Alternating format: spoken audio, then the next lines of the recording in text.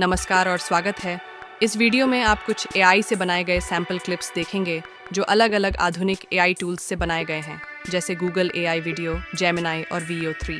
कुछ video ChatGPT, Grok और दूसरी एआई ऐप्स की मदद से जनरेट किए गए हैं। आराम से बैठिए और इन क्रिएटिव वीडियो क्लिप्स का आनंद लीजिए। अगर आपको कोई वीडियो क्लिप पसंद आए तो बस उसका स्क्रीनशॉट लें और उसे ChatGPT, ग्रॉक या किसी और एआई ऐप में अपलोड करें। इससे आपको ऐसा ही या मिलता जुलता इमेज जनरेट करने का ऑप्शन मिलेगा। उस इमेज को आप अपने प्रोजेक्ट्स में इस्तेमाल कर सकते हैं या फिर उसे एनिमेट भी कर सकते हैं।